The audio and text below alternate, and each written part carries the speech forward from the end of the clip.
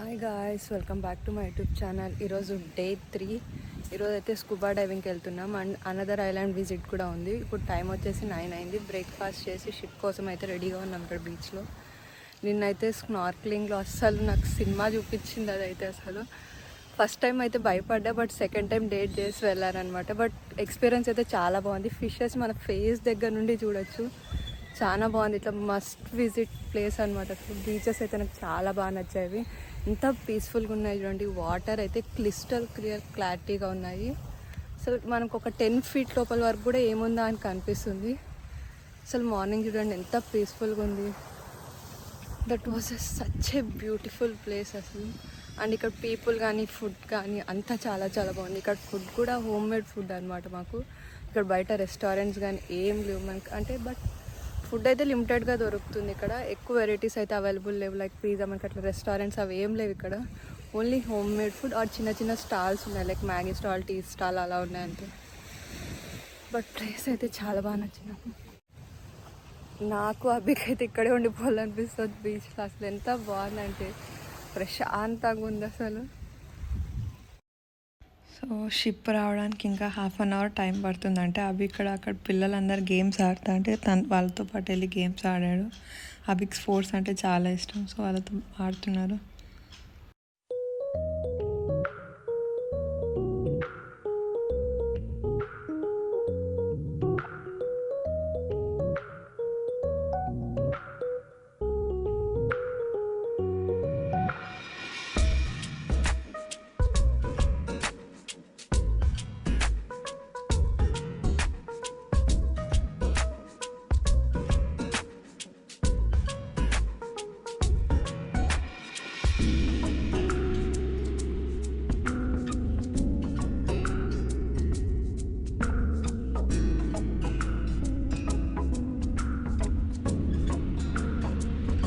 So మేమైతే scuba diving స్పాట్కి అయితే వచ్చేసాం. ఇది దాని చిన్న ఆఫీస్ అనమాట స్కూబా డైవింగ్ది.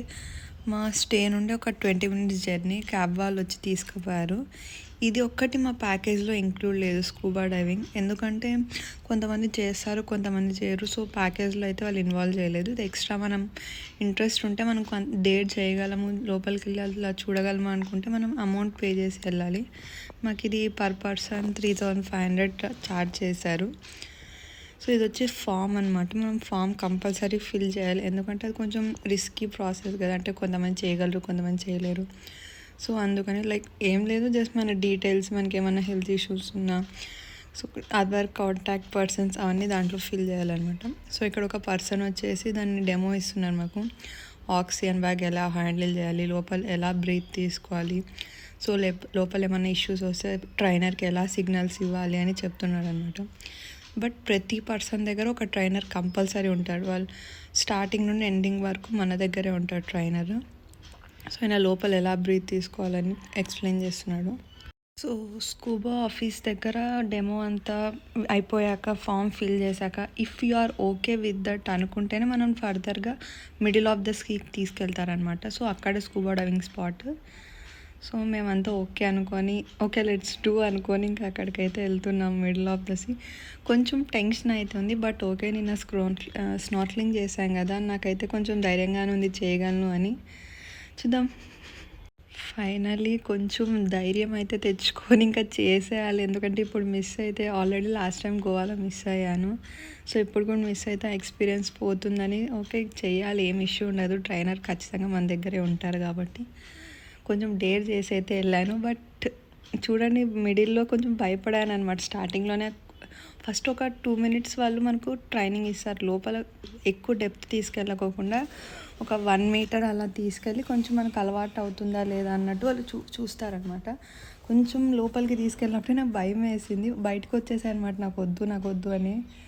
తర్వాత మళ్ళీ ట్రైనర్ కొంచెం లేదు ఏం అవ్వదు, నేను ఇంకా హెల్ప్ చేస్తాను, మీ బ్రీతింగ్ ప్రాసెస్ ప్రాపర్గా ఉంది, మీరు రావచ్చు లోపలికి, జస్ట్ నార్మల్ బ్రీతింగ్ తీసుకోండి, టెన్షన్ పడకండి అని వాళ్ళు చాలా సపోర్ట్ చేశారు trainer.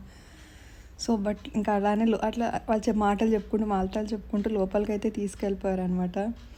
I'm super happy. But experience అయితే చాలా బాగుంది. ఒకవేళ నేను కొంచెం భయపడి వెళ్ళకుంటే ఎక్స్పీరియన్స్ చాలా మిస్ అయ్యేదాన్ని. సో లోపల మనకు ఫోటోగ్రాఫర్ కూడా అవైలబుల్ ఉంటారు, ఫొటోస్ తీస్తారు, వీడియోస్ తీస్తారు. చాలా బాగుంటుంది, ఎందుకంటే అది లైఫ్ టైం మెమరీ కదా అసలు. ఎన్ని డిఫరెంట్ డిఫరెంట్ ఫిషెస్ మనం చేతితో టచ్ చేయొచ్చు. 25 మీటర్స్ లోపల వరకు మమ్మల్ని తీసుకెళ్లారనమాట లోపల. స్నార్క్లింగ్లో టోటల్ బాడీ మునగదు కాబట్టి ఓన్లీ ఫేస్కి ఒకటే మాస్క్ ఇస్తారు. బట్ స్కూబా అలా కాదు, లోపలికి వెళ్ళాలి కాబట్టి ఫేస్ మాస్క్ కూడా ఓన్లీ ఐస్ అండ్ నోస్కి ఉంటుంది. ఇక్కడ మనం ఆక్సిజన్ సిలిండర్ నుండి మౌత్తో ఆక్సిజన్ పీల్చుకోవాలి. సో అది కొంచెం ఓకే, టీత్ చీక్స్ నొప్పిస్తుంది, ఎందుకంటే టంగ్ ఇట్లా ఓపెన్లోనే పెట్టాలి, మౌత్ ఓపెన్లోనే పెట్టాలి, ఆక్సిజన్ సిలిండర్ పెట్టుకోవాలి పైప్ పెట్టుకోవడానికి. సో అది కొంచెం ఫస్ట్ నాకు అలవాటు అవ్వలేదు, ఒక 10-15 మినిట్స్ ఓకే, వాళ్ళు కొంచెం బయట ట్రైనింగ్ ఇచ్చాక ఐఎమ్ ఫైన్ అనమాట.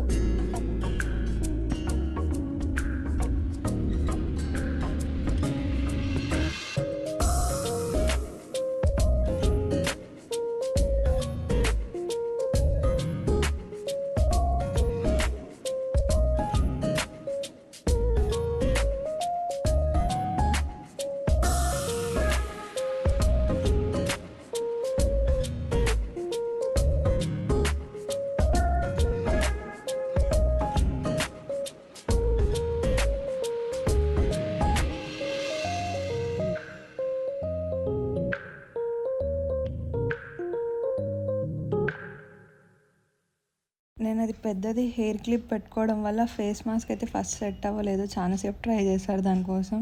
సో ఇంక సర్లే అని అది తీసేసాను. అది పెద్ద ఉండడం వల్ల అది పెడుతుంటే జారిపోతుంది. సో ఇంకా తీసేసి అయితే లోపలికి వెళ్ళిపోయి వాళ్ళు నాకు కాళ్ళకి ఇది వేస్తున్నారనమాట.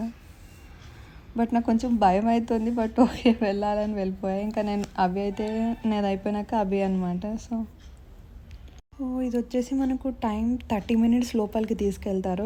పైన ఒక 20 మినిట్స్ అలా ట్రైనింగ్ ఇచ్చేసి 30 మినిట్స్ లోపలికి అయితే తీసుకెళ్ళిపోయారు. మేము ఇక్కడ 25-30 మీటర్స్ డెప్త్కి వెళ్ళాము. సో వీడియోస్ చూడండి ఎంత బాగున్నాయి అసలు. వాళ్ళ దగ్గర కెమెరా ఉంటుందన్నమాట కింద, వాళ్ళే షూట్ చేస్తారు. స్కూబా డైవింగ్ వాళ్ళే సపరేట్గా ఉంటారు కెమెరామ్యాన్. సో వాళ్ళు షూట్ చేస్తారనమాట. అసలు ఫిషెస్ కానీ ఆ లోపల ఉన్న కోరల్స్ కానీ ఎక్సలెంట్. అసలు నేను పోకుంటే ఇది ఖచ్చితంగా మిస్ అయ్యేదాన్ని, బట్ డేట్ చేసి వెళ్ళిపోయా.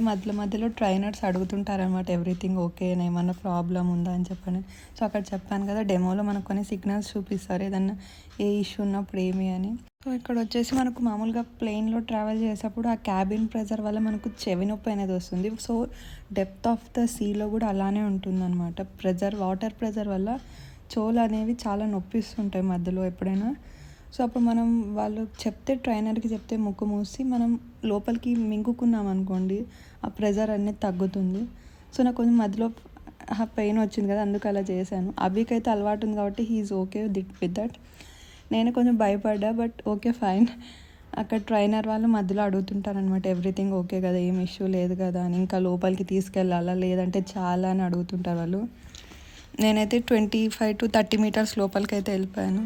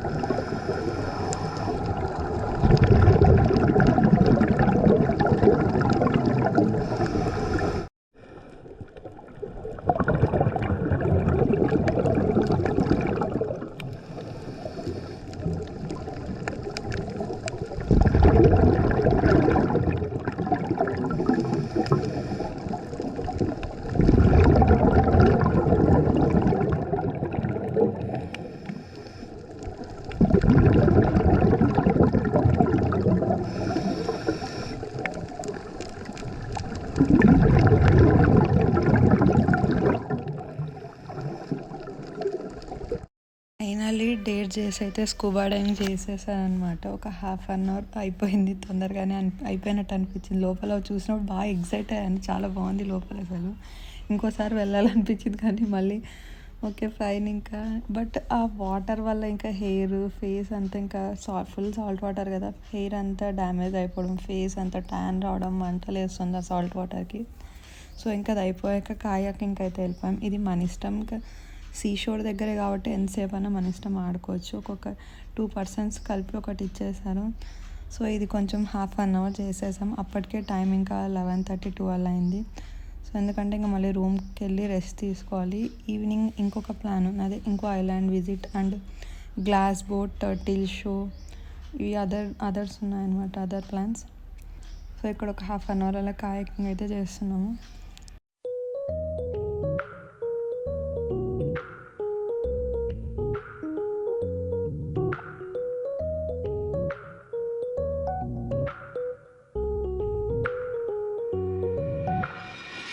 ఇంకా రూమ్కి వెళ్ళి 12:30కి అంతా లంచ్ తినేసి ఒక 2 అవర్స్ రెస్ట్ తీసుకున్నాం. ఎందుకంటే ఇంకా వాటర్లో మునిగాక మళ్ళీ బాత్ చేయాలి. ఇంకా ఆ రోజుకైతే ఇంకా వాటర్లో మునగడం ఇంకేం లేదు.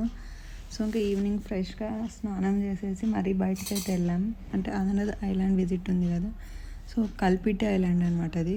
ఇది వచ్చేసి ఇప్పుడు గ్లాస్ బోట్ అంటే మనకు బోట్ మధ్యలో గ్లాస్ ఉంటుంది, ఎందుకంటే కింద అన్నీ కనిపిస్తాయి కదా మనకు, వాటర్ క్లియర్గా ఉంటుంది కదా.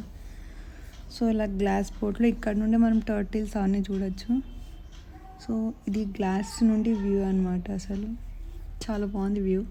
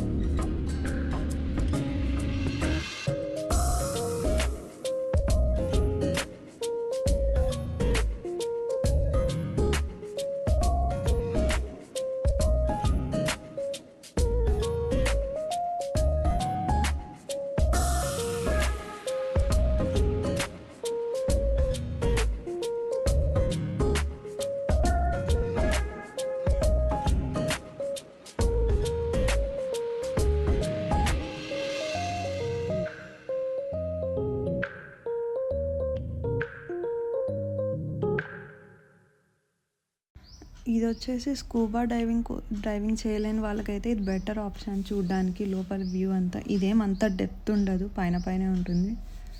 సో బట్ ఇక్కడ నుండి కూడా different type of fishes, plants, లోపల కోరల్ వాటర్ ప్లాంట్స్, కోరల్స్ చాలా బాగుంటాయి చూడడానికి.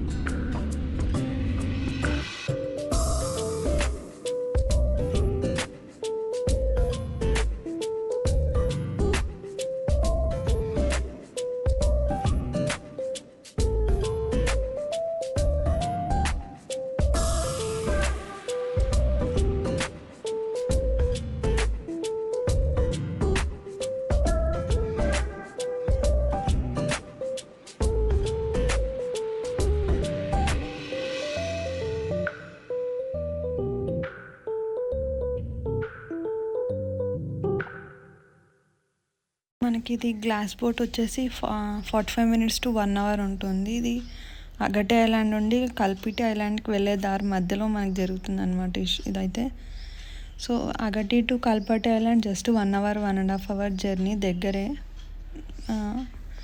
సో మధ్యలో అంతా ఇక్కడ మనకి ఇవన్నీ చూపిస్తుంటారు.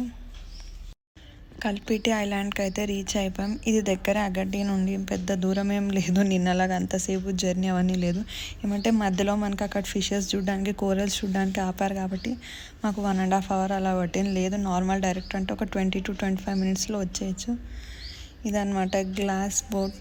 సో ఆ గ్లాస్లో ఉండి మనకు అంతా కనిపిస్తుంది క్లియర్గా కింద.